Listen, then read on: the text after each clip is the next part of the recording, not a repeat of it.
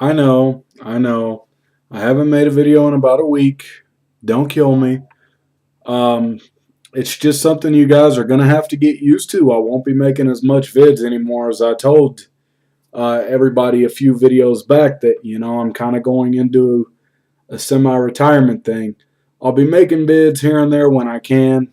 Um, you know who I am. TNA Impact review. Let's go.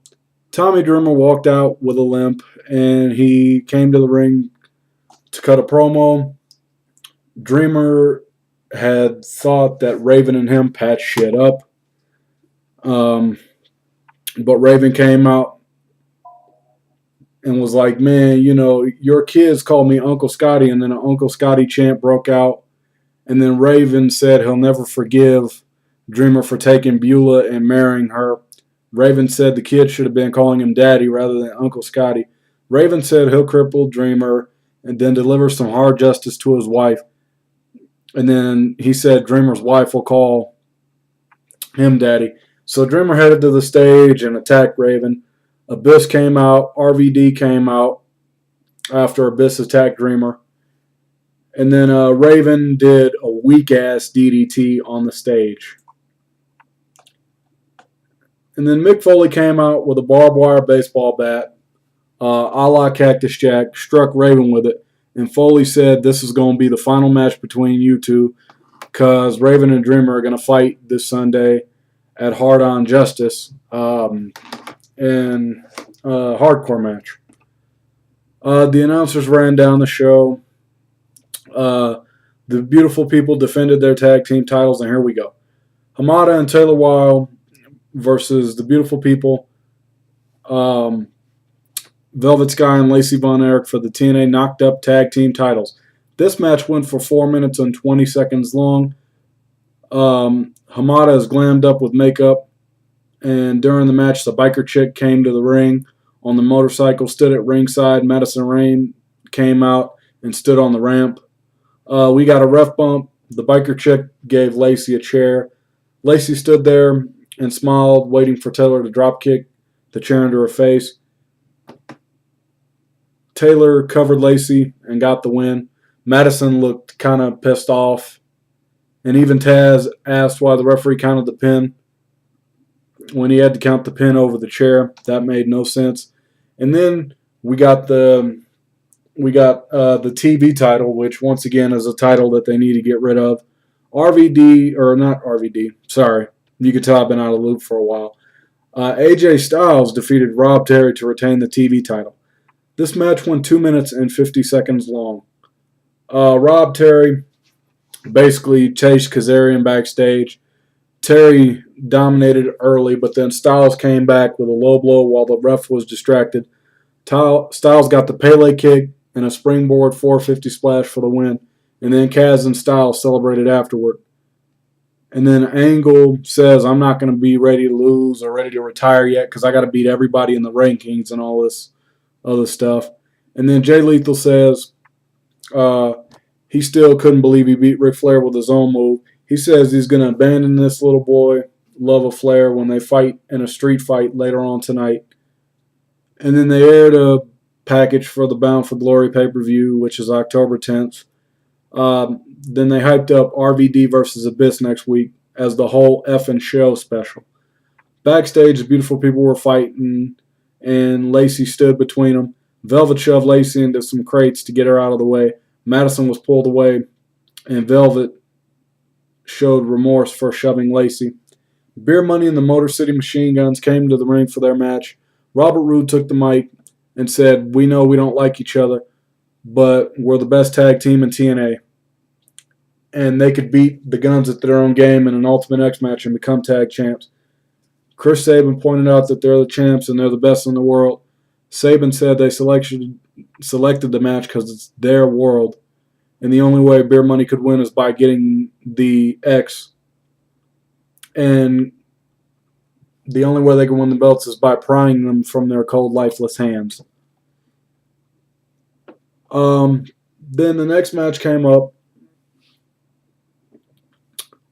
The Motor City Machine Guns versus Beer Money in an Ultimate X match. This match went 9 minutes and 50 seconds long. They're saying that this show next week is going to be no talk, all action. Yeah, right. Anyway, Shelley performed a sick DDT on Robert Roode. It was sick. I'm telling you, y'all need to see this match. This was the match of the night. I will say, though, Beer Money, they were kind of lazy in this match. Motor City Machine Guns did most of the work.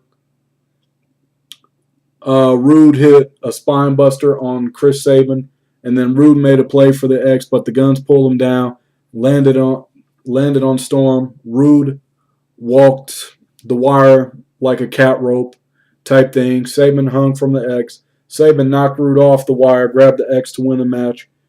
And then Hogan, Tessmacher, and Bischoff came out to announce something about next week's events, and then they hyped up the whole effing show, which is a no-talk, all-action show that will be free on Spike TV. And then this is the segment of the night that had me rolling. You need to see this segment, people.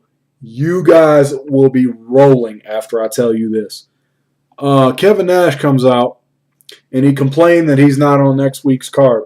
Hogan said he and Bischoff have stepped back and that their time is over. Woo! That's a good rib, Hogan. That's really a good rib.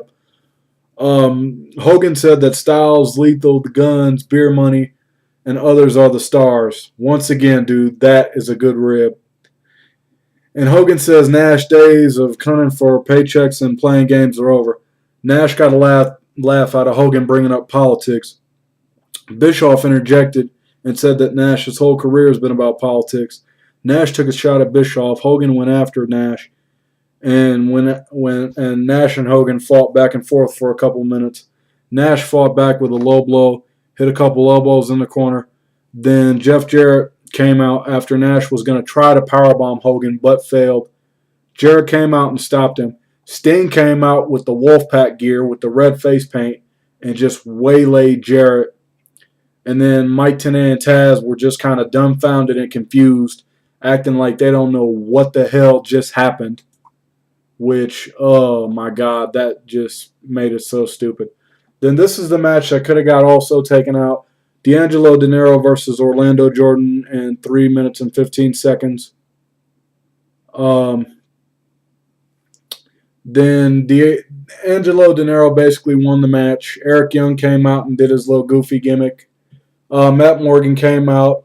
Mr. Anderson saved him. Pope looks like he's going heel here after he didn't want Anderson saving him. And then this was the WTF match of the night. Ric Flair versus Jay Lethal. This was fucking funny as hell, but it was horrible at the same time. It was horrible, and that's all I'm going to tell you about that. Flair got busted up, and then we had to see Ric Flair in his underwear, and then we had to see him, but like nothing on at all. It was garbage. I'm sorry. Oh my God. And then we got RVD and Tommy Dreamer versus Abyss and Raven. Long story short, RVD and Dreamer won. Yippee-ki-yay. Before the match, RVD cut a little promo saying how he was excited for Hardcore Justice on Sunday. And then Jerry Lynn basically made the promo and said, I can't wait to see you Sunday night. Let's rock it one more time. Anyway, RVD and Tommy Dreamer defeated Abyss and Raven. Abyss attacked everybody after the match. Then all the ECW guys tried to come out and stop him. Abyss turned into Super Cena. And then, Sandman came out at the end, caning Abyss and Raven to end the show. Overall, the night show was decent. You could take out the Pope, D'Angelo, De Niro, OJ match. Take away Flair and Lethal. Take that out. Overall, Impact is going to get a decent out of me. Kind of a thumbs in the middle show. Some good, some bad. Don't take my word for it. Go check it out for yourself. Peace.